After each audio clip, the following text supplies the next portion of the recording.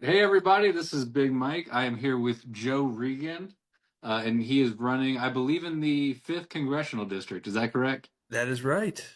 Awesome. And tell us, what does that represent? Introduce yourself and tell us why you're running. Absolutely. So the fifth congressional district in Colorado is primarily El Paso County. So the entire district resides within El Paso County, just a couple of precincts on the eastern side and then one precinct on the west side. But pretty much if you are in El Paso County, you belong to the fifth congressional district, which includes Colorado Springs, Monument, and the rest of the unincorporated El Paso County. So I'm an Army veteran. I spent 8 years active duty in the military. I was an infantry officer, served two tours overseas in Afghanistan. When I left the military, I did do some time as a consultant for the Department of Defense and did a little bit of private consulting that I found to be interesting. I learned a lot, but it was completely unrewarding. And about a little over 10 years ago, I was volunteering on a board of directors for an organization that supported veterans in our community. And our director left, and the board asked me, "Would you be interested in doing this full time?" And I said, "You know what? I think I would be. I think this is what I want to do." And so I became, I took over that program and really fell in love with the nonprofit community. And so for the past decade, have worked for a couple of different nonprofits serving our community and the nation. I worked for a national nonprofit, mostly focused on veterans affairs, with a high emphasis on mental health care, homelessness, but also getting into early childhood development, senior care, you name it. Some of the organizations that I've worked for, Easter Seals, most people have heard of, has a number of programs that cross the spectrum when it comes to working with individuals with disabilities. And so that has really informed a lot of the policy decisions that I've come to had. If you asked me that same question 2 years ago, I would tell you that I was dragged kicking and screaming into running for office. It was not something that I saw for myself. It was not something I thought I wanted. This is the second cycle that I've run for this district, and I found through running can be a really rewarding experience. One of the things that someone told me early on in the first campaign was win or lose, something good can come out of the campaign. And I found that a lot, where the opportunity to engage with various members of the community, folks that are outside the social circles that I typically would find myself in, really expanded my understanding of our community. It really helped me to understand so much more of what was happening. I've always been really connected to the community. I have two kids that go to public schools here. So I always felt like I was tied into what was happening. But running for office really expanded that to really see a lot of the holes that exist when it comes to policy and how we can better serve our community through smart policy. I saw that we have a lot of really, really, really smart people in our community that don't get listened to when it comes time to design policy that's going to support our district. And really, for the past 20 years, whether it was Lamborn or our current representative, neither one of them really ever spent time to interact with people in the district and apply that. They've always just kind of been a mouthpiece for the Republican Party and voted blindly with them every time. And with their current representative, that's resulted in, I mean, millions of dollars of cuts to programs in our community. Most importantly, when you talk to folks, people say, well, homelessness is a huge issue to El Paso County voters, especially if you're downtown Colorado Springs. And in the past 6 months alone, we've seen over $4 million in cuts to federal programs that directly impact our ability to serve our homeless neighbors and help provide those services. And so the key reason that I'm running is because I've seen those folks ignored. I've seen a lot of families and their concerns ignored. We talk about rising costs. We talk about affordability. People aren't listening to the folks that are saying we're struggling. And you hear economists talk about this K-shaped economy, where the rich are getting richer, and the rest of us are seeing our having to pinch pennies each and every day, and that's getting lost in the political conversation. And I think that it's not just about saying we're going to be appealing to centrists or moderates. It's about redefining that political landscape and saying that this is all about average working class Americans. How do we support them? How do we make life easier for families in our community? And how do we design a community that maintains all the uniqueness of it? And Colorado Springs is I've being in the military, I lived all over this country, and Colorado Springs is truly unique. It is special. We want to maintain that, but we also need to make sure that a community is a place that our kids and our grandkids can thrive as they get older. Got it. So let's move. Let's say you win, you get in. Give me your top three priorities. What are the first three bills either you're trying to pass or you're hopping on to help get through? Well, let's also focus on probably the most important role of an individual member of Congress is constituent services. So making sure that I have a responsive team in place here in the district that can help not just to help community members that are having an issue with federal agencies, but also to be that resource connector. When someone walks into my door, my office, and that's as an elected representative, and even what I do today in the nonprofit world, my commitment to those folks is, hey, if I don't do what you need, I want to make sure that I connect, that you leave my office with the connection that you need to make sure that you're getting access to those services. So constituent services is the number one issue to make sure that is running effectively. And I think anyone that's written to our current representative knows that they are not seeing a response from from him. They're not seeing that sort of connection. And that's what it's all about. That's what leadership is all about when you're elected to office is providing those resources. Mental health care is one that's tremendously important to me. I talk about my service in the military. As a combat leader, my platoon in Afghanistan had a casualty rate that exceeded 100%. Every member of the platoon was wounded at least once while we were over there.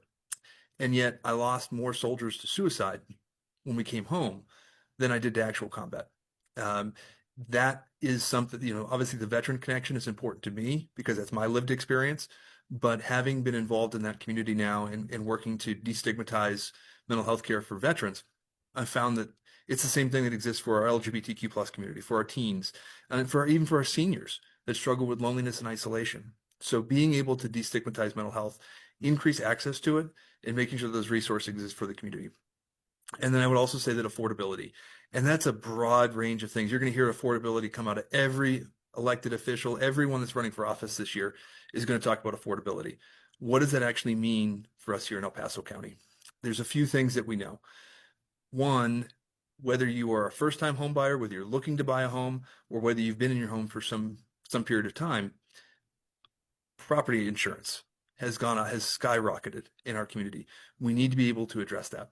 So we're doing better than what we see in California, where in California you see insurers that are actively leaving the state because they can no longer afford to provide that sort of security to individuals that are living in these homes.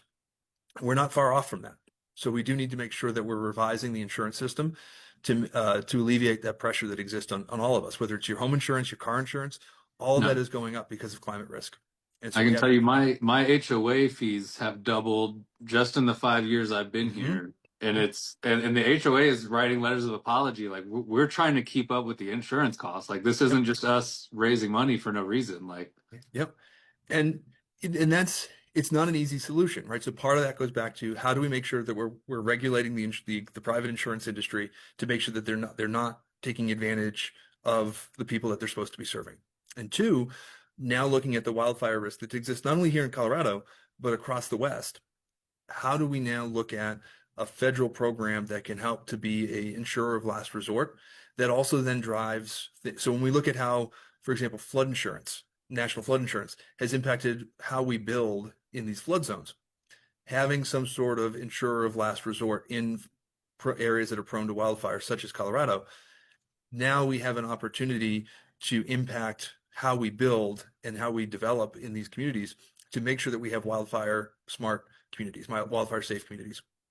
Um, we also look at how this administration has made millions of dollars of cuts to our National Forest Service, to the Bureau of Land Management, that has put our community at risk, right? All of us here live in proximity to federal land, whether it be Fort Carson, whether it be the Air Force installations, whether it be our forests.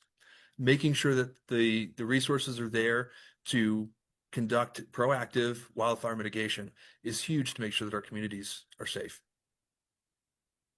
all right. Now you briefly touched on affordability. You touched on mental health. So that's a good lead in. Um, are you for universal health care?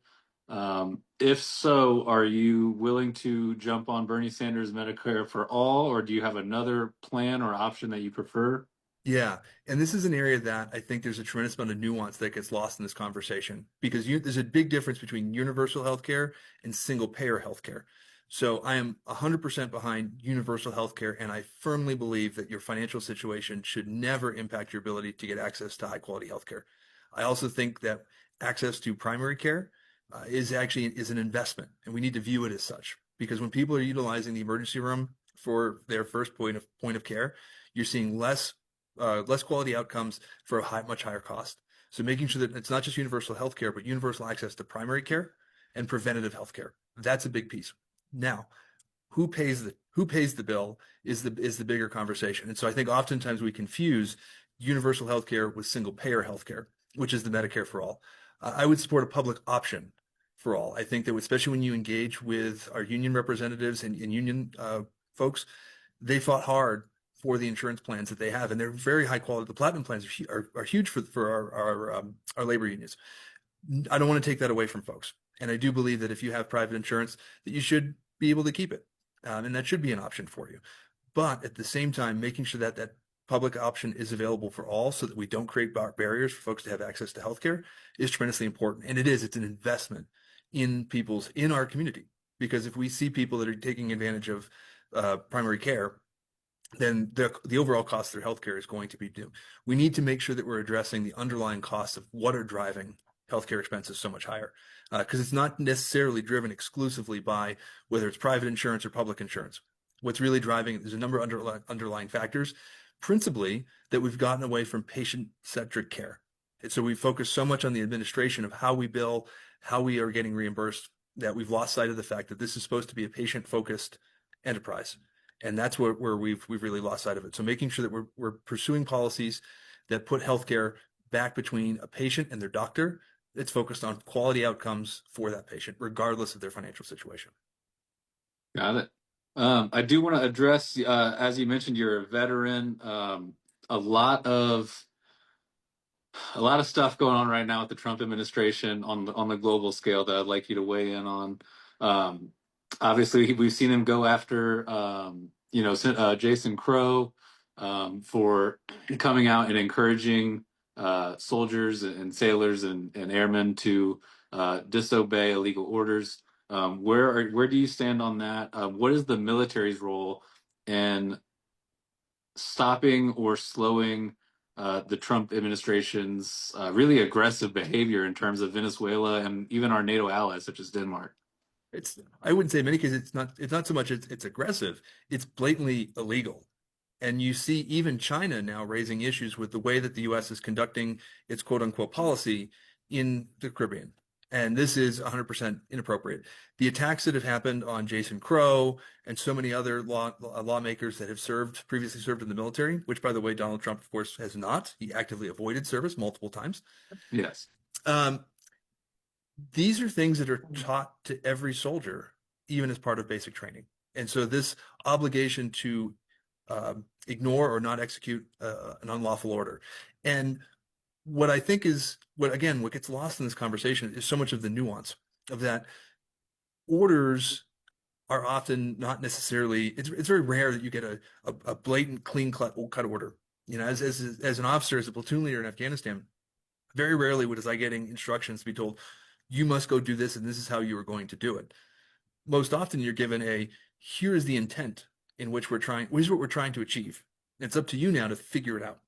And I think that's where military leaders, especially at the senior level, need to do a much better job of pushing back on this and saying, hey, for example, if you look at these boats that are happening in the Caribbean, the question that I would ask, and again, I'm also trying to be conscious of the fact that not having full access to what's happening there and not having full access to the information, which we should see that transparency because I think we have a right to know what's happening. But the question I would ask is, why not divert a cutter to go down and intercept like we have for so often? We've done thousands of interdictions with these small boats and had utilized law enforcement of the law enforcement arm of the Coast Guard to arrest these individuals and bring them to justice while also getting information. So one of the things this administration has said is, well, these boats in Venezuela, they're going to some sort of mothership and then they're going to disperse the drugs elsewhere. Okay, well, why not capture some of these people and ask them where the boat is? Yeah. Because we still haven't found this quote unquote mothership that they're all trying to get to. And I find it really hard to believe on a number of different, understanding our national capabilities and what we're able to do. I find it really hard to believe that we haven't found that yet. And so I Yeah, think with that, half of the U.S. Armada in the Caribbean, and mhm. they have this ghost boat floating around somewhere that we just can't seem to locate. And I know it's hard, and believe me, and I, to the credit of every person, every military member that's serving right now, right there, it is an extraordinarily difficult job to do. But this administration and the way it approaches policy, the way it approaches national security, I mean, at best, is incompetent. I mean, I've never seen such gross incompetence in senior leaders ever. And then getting into, in many cases, you start to look at these things and saying, well, based on what we know, this looks illegal. And we've seen, that's where we've seen the Southcom commander resign on as presumably as a result of that, and doing that thing and saying, no, I can't execute this order. I can't do it. I have to resign. Uh, and you'll probably see more of that when you saw, Hegseth come in and pull all flag officers from across the globe to get into a conference room for presumably a high school era rally.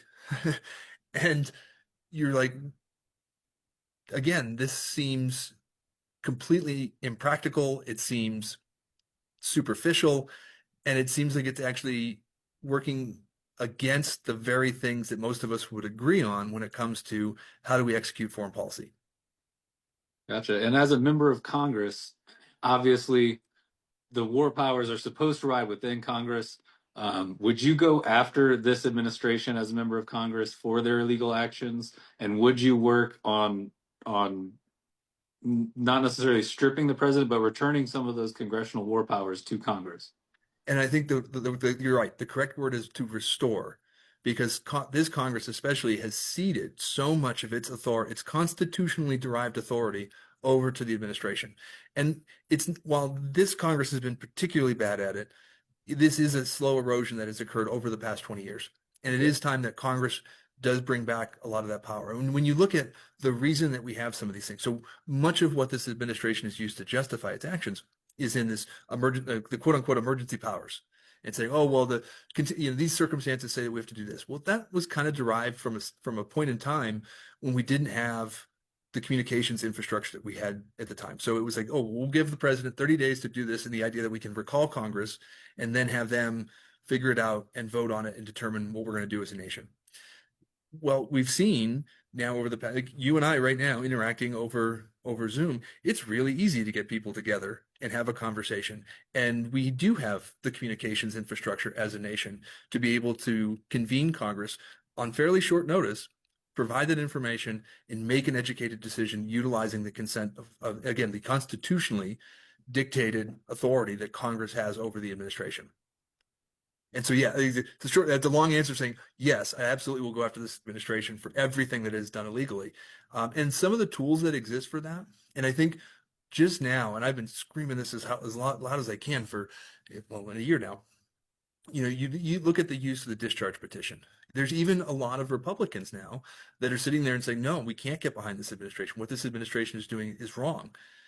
The discharge petition is a very effective method that the minority party can use in order to push that sort of legislation through. And we've seen it be effective in things like the Epstein files, where the GOP wanted to protect, those that associated with Jeffrey Epstein. And the majority of members of Congress, both Republican, some Republicans and mostly Democrats, came together and said, no, we're not going to do it. And so forced the discharge petition to overcome Johnson's desire to protect those folks that protected Epstein and push that piece of legislation. We can be doing this, and this is what should have happened with healthcare. So when we saw the government get shut down for 40 days, longest shutdown in history, that's where Democratic leaders could have been far more effective in building out that discharge petition so that we're able to bring over some of those moderate Republicans and get something done for the American people. Because people are tired of this. Well, it's got to be the Democratic solution, the Republican solution. Well, that doesn't work. We need people that actually do want to find solutions for the majority of us. I would also say that we talk about impeachment. Generally, people talk about impeachment in terms of it comes to the president. But now we've actually seen those sort of charges be brought up as a possibility for members of the president's cabinet that are continuing to execute these things. And I think that is a very effective strategy as well of going after members of the administration that are pursuing these illegal actions and saying, no, Pete Hegseth, you are violating the law in the way that you are managing your department. We are going to impeach you because you are the one that is designing policy, what's happening here. And you can't use that as, remember, To say, oh, my boss told me to do it is not an excuse in the court of law, both here in the United States and internationally. Got it. So you did mention Democratic leadership there. So I did want to kind of pivot over to that side now. What are your thoughts on our current Democratic leadership? Is Hakeem Jeffries specifically doing enough to fight this slide into fascism that we're seeing? Do you think he's just kind of doing what he's able to, or should he be doing more? And would he have your vote as speaker if y'all were to win the House? Yeah. So I'll caveat my response to this. No, it's like I've never met the speaker or the Hakeem Jeffries. I don't know him. I don't interact regularly with Democratic leadership in the House. So a lot of those questions, I don't have the necessary information to say definitively, oh, this is how I feel about them. I will say as a fairly well-informed observer, someone that's pretty tied in with a lot of these things, I do think that the Democratic leadership needs to be, and should have for years, been doing so much more to push back on this. Again, what we've seen in the past year is not just this what happened this year. This is years of culmination of years in the making of this slow erosion of the powers of Congress to force that strong executive. And whether it be looking at how we've pushed, we need to be more forceful on the courts, how we need to be more forceful in utilizing strategies like the discharge petition, or even just doing a better job of understanding how rank and file members can inform Democratic leaders as to what's actually happening in these communities. Because the biggest problem that we face as Democrats right now, we have the better policy solutions that are going to work for the majority of Americans. But Democratic leaderships, for multiple years, have failed to communicate how those policies will actually impact the vast majority of Americans. And I've said for a couple of times, if you and these are now getting pretty old, but back in like the mid teens, there were a number of different articles that were written that were called somewhere along the lines of saying that blue states live red state values, and it dissected various policies in the quote unquote blue states versus those that exist in the red states. And when we talk about what GOP politicians are talking about and the policy outcomes that they say they want, it's actually the Democratic policies that achieve those outcomes at a much greater rate. So how do we communicate that to a lot of these voters? And I'll use an example of that because I think one that we talk about with the climate, I think all of us that are part of the Democratic Party believe strongly in what's happening in climate change. And for many years, we've said we need to be doing more. We need to be pushing towards clean energy. We need to be making this push away from oil and all these different things. And at the time, a lot of that was centered on the moral piece that we saw. We have a moral obligation to protect our planet so that our kids can continue to enjoy the natural beauty that exists. And that is especially true here in Colorado. Now, the economics of clean energy are starting to shift. And so now it opens us up to not only is it a moral imperative for us to shift towards a clean energy economy, but the economics behind it are incredible. And so how do we bring that back to some of these communities that have been missed out? So think about Pueblo and how Pueblo has lost so many jobs because of what happened with the steel mill. Well, now you can say, well, if we pivot to clean energy, those are jobs that these folks, well-paying jobs, that these folks can now take and revitalize their community. And so creating that alternate, or I guess that vision of the future of how clean energy actually supports so many of these communities that have felt left behind. They've felt left behind by Washington, Democrats, Republicans altogether. And I joke, I say, listen, if you go drive out to Leadville and you go down 24, as you're driving by all those ranches, every single one of them has solar panels on them. Why? It's because the economics, right? Because when they put those solar panels on, it means to them energy independent. They're no longer reliant on the grid, which in rural communities is far more fragile than we have here in cities like Colorado Springs. That's the story that we can start to tell to these voters that have been pulled over to the GOP because of mostly lies and say, hey, we actually have the better policy future for the majority of Americans. And we're ready to do it. This is how we're going to do it. And this is how we're going to bring everyone along together. Gotcha. And on that same trail of thought, the Democratic leadership has recently buried this postmortem from the past election. What do you think their reasoning is? And obviously, this is a progressive channel. What I'm trying to do is move this party to the left. Yeah. What do you think that postmortem says that they don't want people to see? Uh,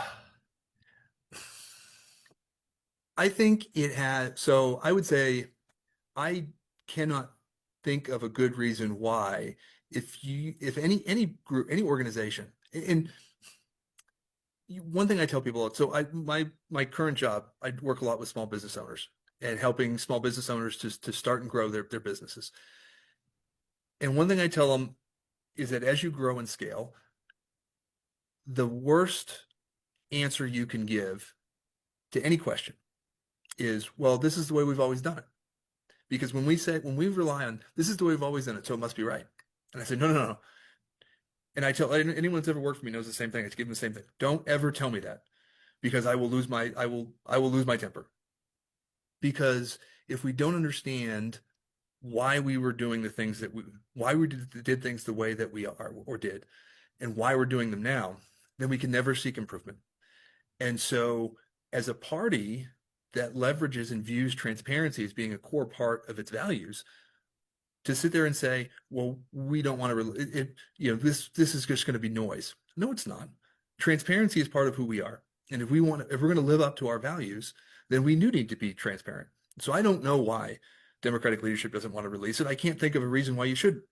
At the end of the day, they've created more of a backlash, more of a because of the lack of transparency that's put so many of these elections in jeopardy. What is And it to going to me, go it ahead? seems Yeah. like it would hurt you guys as candidates to not know what they have found out.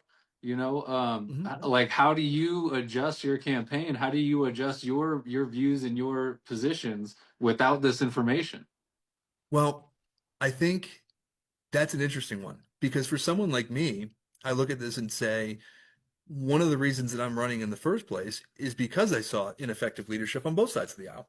And so I would say that I've always run this campaign in a way that without even seeing what this postmortem looks like, can tell you and could have told you 2 years ago what this was going to happen.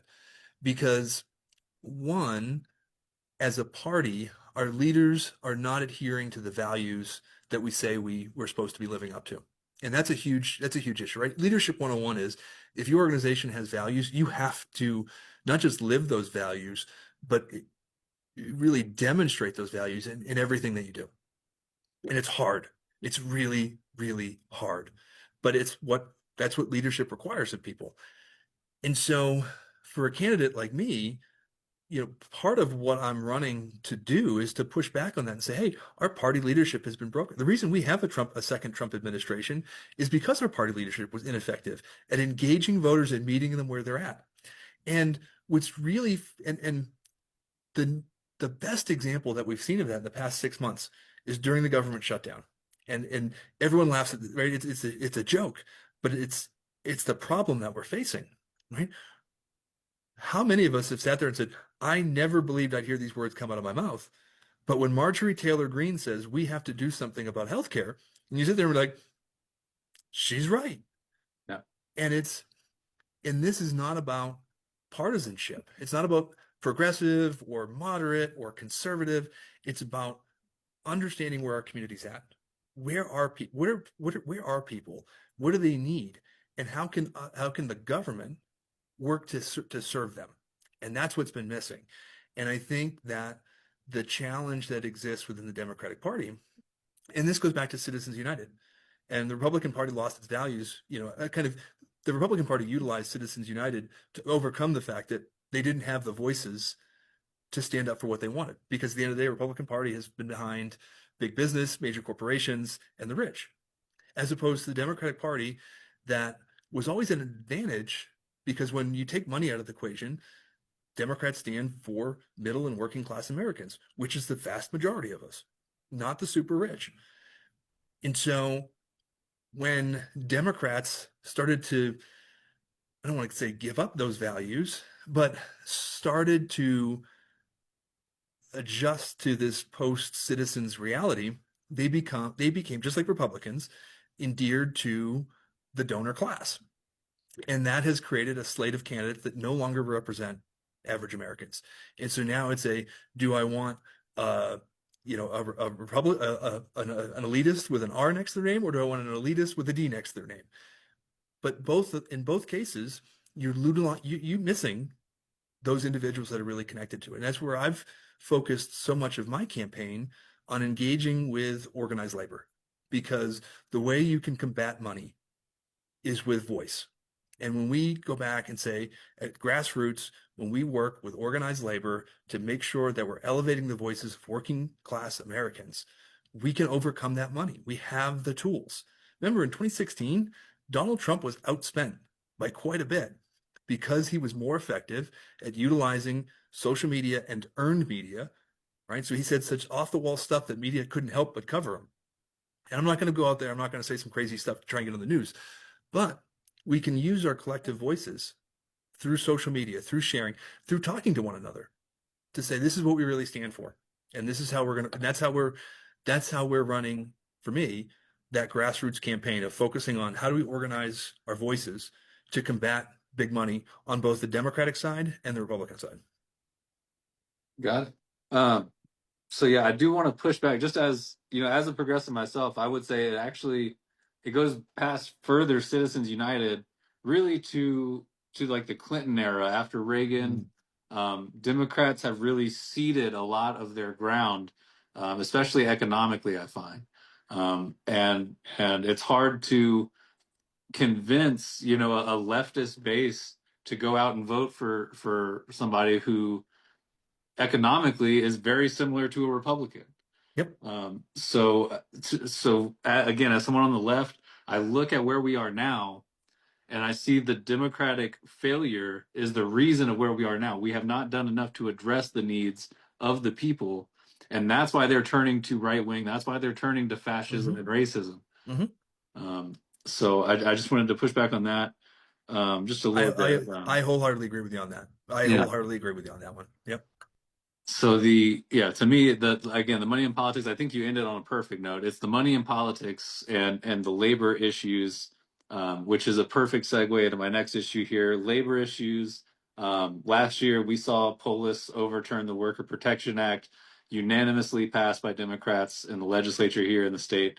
Obviously, this wouldn't be on your docket, but would you support similar legislation on the national level for the Worker Protection Act to protect people's right to organize and I can't think this morning. The answer is negotiate. Yes. Yeah, the answer is yes. And what this is interesting, because I think, again, many people look at my role in the nonprofit space. They say, well, you're working with small business. Don't the interests of small business and organized labor work against each other? And so I actually had this conversation with several labor leaders here in our community, and asked the same thing. I said, hey, there's this perception that labor and small business have opposite interests. And their response was perfect, which is no. Actually, if you look at how organized labor can fit in and support small business, it's tremendously beneficial. Small business owners are working class Americans. If you look at a business, if you go down and walk down Tejon and go to any one of those shops, those people are not making millions of dollars a year. They're making probably just as much. In some cases, they're making less because they're paying their employees first, and then they're pulling whatever left. They're working class just like the rest of us. Labor creates those opportunities for workforce development, for increased access to benefits, and supporting small business and taking some of those costs off the small business owner and distributing that across the entirety of the union. So when you look at, and I'll use the electrical workers union as an example, because electrical workers, it's a trade. And so these are not unions that are focused on one particular company or another. This is a trade-wide organization that supports anyone that's in the electrical industry. And so when you're part of that union, whether you're working for a major electrical contractor or you're working for a small shop, either way, you're getting the protections through that union. You're getting access to benefits. You're getting access to workforce development. And this is something that I've found to be quite ironic. In having worked on workforce development issues here in our community, we hear this time and time again. Oh, the jobs are there, but our workforce is a skill misalignment between where our workforce is and the needs of the workforce. Well, unions have been doing workforce development for 100 years because when you go back to how the trades organized, where it wasn't just about collective bargaining, which is huge, but it was also about how do we collectively work to combine our knowledge so we can be more effective in our trades. Teachers unions the same way of by being able to come together, we can elevate the standards of our trade. And so when we use that as a model, and I think it's so ironic that we have all these conversations about workforce development in this community, and labor is always left out of it. Well, they should always be at the table when we're talking about workforce development, because it's not just about protecting workers, it's about making sure that we're developing workers so they can be competitive in today's workforce. That's the true strength of the unions when it comes to benefiting all of us. And so you're providing those workforce protections to the individual workers, and you're also serving the community by strengthening that workforce and making sure that we have the tools and skills necessary so that we can compete both here domestically and internationally. So for me, supporting unions isn't just about workforce protection, protecting laborers. It's actually strengthening our economy for all of us. It's the rising tide method, right? If Republicans have their trickle down nonsense, then the Democratic alternative to that is the rising tide economy. And time again, we've seen that work, where if we make those investments in our working and middle class Americans, the economy accelerates and we all benefit from it. So this is, again, and it's funny because I think sometimes I get, we're so stuck in some of these words where we say, well, I'm a progressive, or I'm a moderate, I'm a centrist. And those terms are losing a lot of meaning because when I listen to what my response to you, some of that might come across, it might sound centrist to some folks, but when you dig into what we're trying to get to, that was an extremely progressive answer. It was a centrist way of describing a very progressive answer. And I No. think that that's where we can make that appeal. And here in Colorado Springs, the reality is we have a self-described center right electorate, and it's closer than we think. But when we start to meet voters where they're at, and this is where Democrats fail, is when we are not engaging voters where they're at and talking about policies in a way that's going to make sense to them, that's going to appeal to them, then we lose that support. And so and this is what I love about when I go to my campaign events, I can sit there and I will look at that crowd and I see some ultra progressive again, these are all self-descriptions, people that describe themselves as ultra progressives, and people that sit there, well, I'm more of a moderate, I'm more of an independent, but they all come together because this campaign is not based on just a single ideology. It's really based on what are the needs of our community, how do we use the tools at our disposal to make sure that we're strengthening our community. And I do believe that that means investing strongly in our working class families to make sure that they are able to thrive. Because and when I talk to my conservative friends, I love this one, right? Make America great again. Well, when was it? When was it great? What are you pointing towards? What are we trying to get back to, in your opinion? And they'll say, well, back in the 50s and 60s, we were doing some amazing things. And I say, yep, we were. I agree with you. Do you know what the tax rate was in 1960? And they'll say, no. And I say, the top tax rate in 1960 was 70%. And it's like, well, I said, no. The reason that we were able to do all the amazing things that we did in the 50s and 60s was because we asked those that were the most well off to pay a little bit more of their fair share to make the investment in the workforce of the future. And when we did Right. that, we all prospered. So this isn't about necessarily about punishing anyone. It's about saying, hey, if you really believe in this country, if you really love this country, then you should be willing to invest in every single one of it. Because regardless of where you grow up, regardless of what zip code you're in, everyone should have an opportunity to thrive. And we've seen that when we make those investments, all of us benefit from that investment. Right. Yeah, to me, it seems like to boil it down, the right wing propaganda of trickle down economics has just been proven wrong time and time again, and that's what we're still stuck on from the Reagan era, Mm-hmm. even for the Democrats. Mm-hmm. Like they're stuck on this ideology that's been proven wrong, and because some guy drew a bell curve on a napkin 50 years ago, we're stuck in this ideology that we can't seem to break out of. Yep. And so I would encourage everyone. I mean, go back and look at the economics of the 1950s and 1960s and how we leveraged that progressive tax rate to make sure that we were making the proper investments into things like schools and education so that people did have an opportunity to thrive. And this is where we're failing, right? We go back to the leadership thing, right? What's the role of leadership? Well, the role of leadership is to make difficult decisions. It's anybody can make easy decisions. It's not a problem. But when you have to make those difficult decisions to say, how are we going to get to what we're doing, right? And the promises that we make as leaders, right? When I sit down with my kids at the kitchen table and we talk about what they want to be when they grow up, right? That's a promise that I'm making to them and say, hey, if you do these things, if you go to school, if you try hard, if you work hard, then yeah, you can do whatever you want to do. Um, and the reality is that we're not delivering on that promise. And people of our generation aren't seeing that same promise that our parents made to us, No. where they said, oh, yeah, if you go to school, you try hard, you go to college, yeah, you'll do fine. And now we don't see that. And Yeah, now, I have a degree in journalism, and I'm currently a union construction worker because I couldn't make it on a journalist's salary. yeah, yep. Uh, And how many other, like, and I use my sister as an example of this. My sister was a teacher. And when my nephew was born, the cost of childcare was more than she was going to make as salary as a teacher. And so she and my brother-in-law had to make that decision of, do I go back into the workforce knowing that I'm going to pay more than my salary to make sure that my child has access to adequate health care or childcare? And that's ridiculous.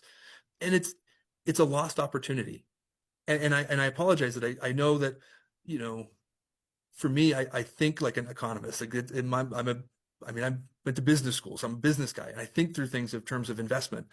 And when I look at someone like my sister, a college educated, extraordinarily talented young woman who is now out of the workforce because we've created a barrier because childcare is too expensive for a teacher. So this is an in-demand profession with a huge return on investment now outside of the workforce because childcare is too expensive.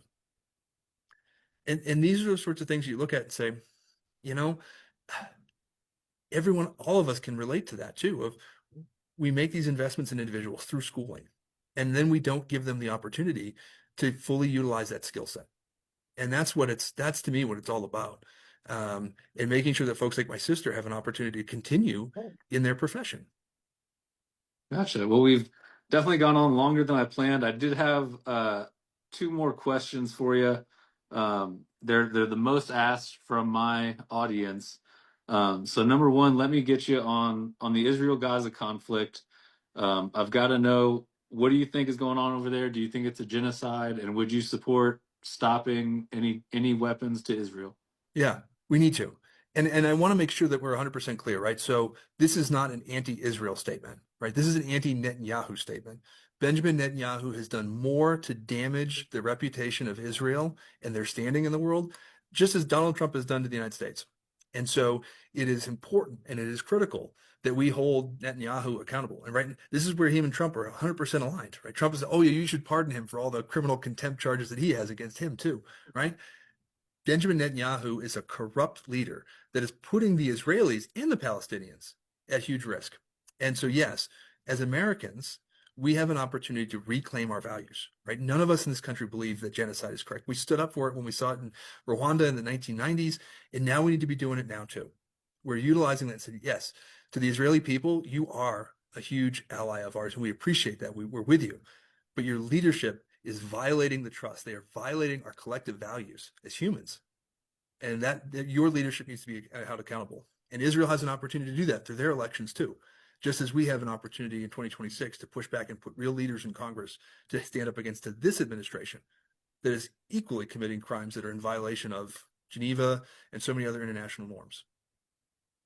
Gotcha. And then I'm going to switch it up a little bit, just because the redistricting war won't really affect your position. If you want to give a quick answer, yes or no on redistricting Colorado, feel free. Um, I, it would be really interesting to see. So first of all, I think that the more appropriate response is I really do believe strongly that more states should adopt, just as Colorado has, the constitutional requirement for independent redistricting. yes. When you look, and so when you look at where we are here in Colorado Springs, right, the old Congressional District 5 pre 2020 was extended well into Teller counties, down into Pueblo and further into the Eastern Plain. So it was a very, very deep, deep, deep red district. And so when this independent redistricting committee came in, now uh, 3, 4, and 5 are should effectively be toss-up districts. And I say, and again, so go back, I'll revert back to Democratic leadership needing to focus more on how do you connect with voters where they're at. Um, right. We need to make sure that we have a Democratic candidate that we put forward that can win this district. It's far more competitive than people want to think. And if you look at how, and I know this is not me saying that I'm ideologically aligned with Governor Polis, but Governor Polis did get 49% of the vote in El Paso County. So to say that this district is going to be hard for a Democrat to win in this district is not necessarily aligned with what we know. A Democrat, yes, but the right Democrat can 100% flip this district. And that's where I've run 2 cycles in a row of when you look at the combination of background, community connection, the way that I talk about policy is it's the type of thing that can flip this district. That's why I have such big following between progressives, moderate, however you describe yourselves on the left side of this spectrum. That's why those people are getting behind me because they see the opportunity that exists to address the needs of the community. And that's really what we have. And what's frustrating, you know, Jason Crow had kind of talked about this over the summer as he came out and said, if Democrats want to flip these districts, what we really need is we need to find people who are community leaders first that just so happen to be Democrats. And that sentiment has been echoed by Democratic leadership across all over. And yet the donor class continues to promote these totally out of touch, misaligned folks to represent the district. And I don't even understand where it comes from. And this is where I'm very, very proud of the support that I've gotten in this community. Right? When you look at all the candidates that are competing in the Democratic primary, I have more in-district donors than anyone else. Now, unfortunately, I don't know a lot of rich people. That might be a positive thing too, but that's where that speaks volumes to the strength of this campaign is the number of people that have, even if it's $1. And I tell people all the time, if you donate $1 to my campaign, those donor numbers mean more to, I'll make the dollars stretch.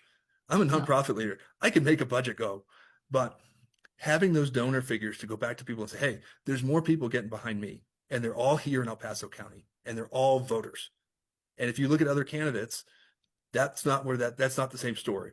There's some candidates that just don't get the support. There's some candidates that almost all their money is coming from out of district. And what does that say about their interests? What does that say about their connections? And remember, this is all public information.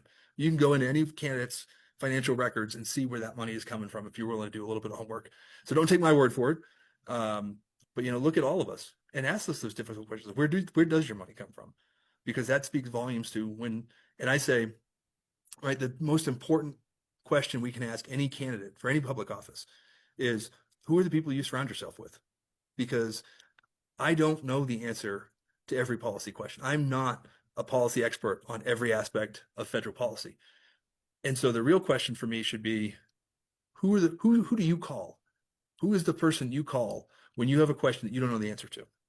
And for me, those are community leaders here in El Paso County that understand the needs of this district. Got it. And final question. I'm a white guy in construction. I'm a Democrat. I'm a leftist. You're a white guy, a veteran no less, in Colorado Springs, one of the most conservative places in the country. Where are we losing young men to the Republicans? What is the disconnect? How did me and you end up over here, and so many of our peers end up on the other side?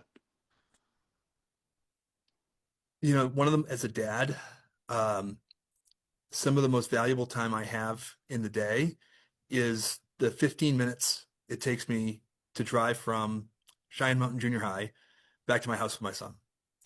And about a week ago, I was talking to him and I said, and I can't remember how it came up, but it was over the course of the week, a number of conversations had happened.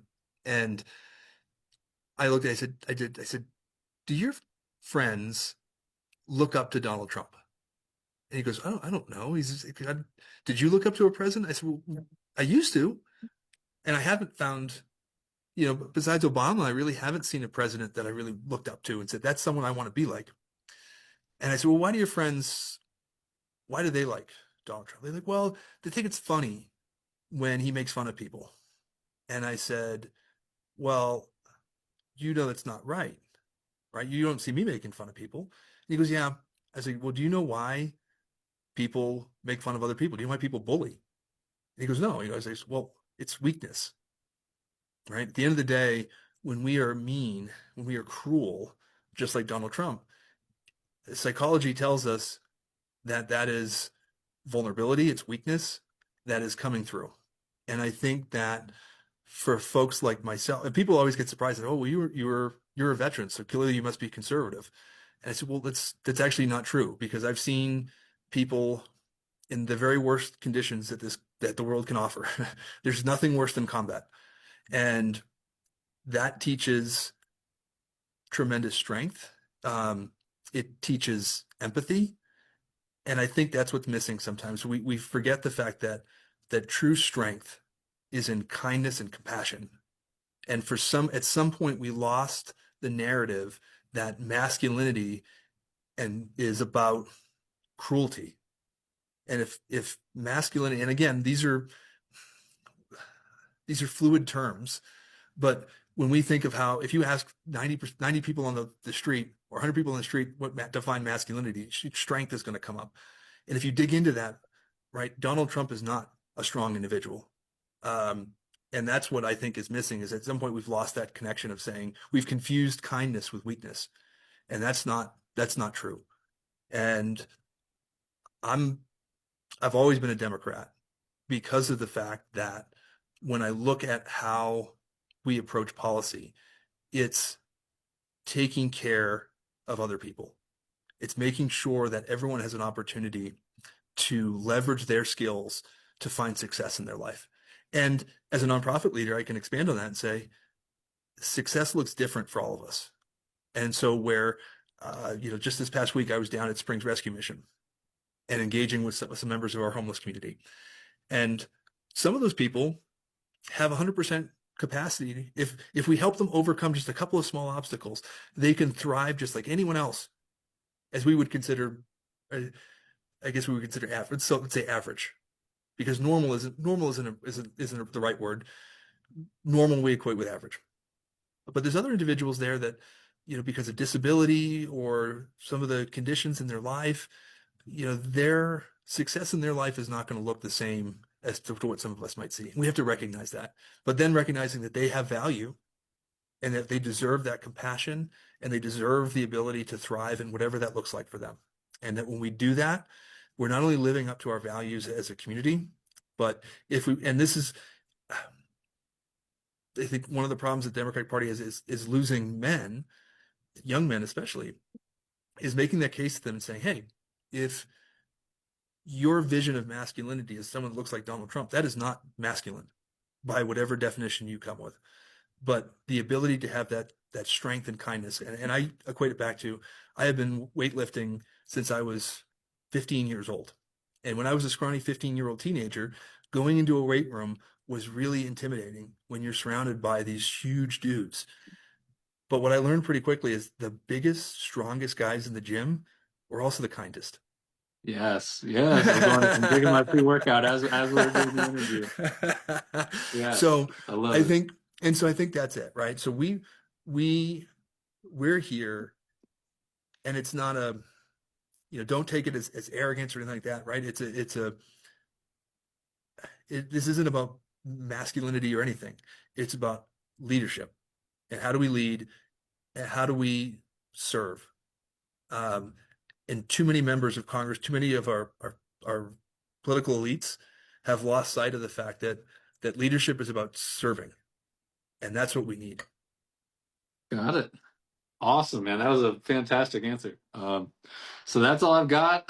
Let the people know where they can find you, where they can donate. Absolutely. So you go to reganforcolorado.com, and we are on pretty much every social platform that you can imagine. So whatever your platform of choice is, you can find us there. Regan for Colorado is always the handle, and or you can come to any one of our events.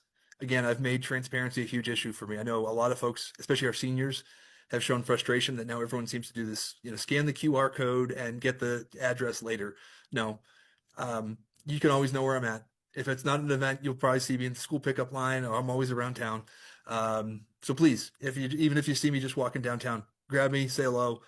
Always love engaging with people, and that is a commitment that is not just a campaign promise. That is who I am. That's how I live, and that's where you'll see me. Sounds good. And I'm Big Mike. You can find me on TikTok or you can support me on Patreon. Link is in my bio. And everybody have a good one. Thanks for coming. Thanks, Big Mike. Thank you, sir.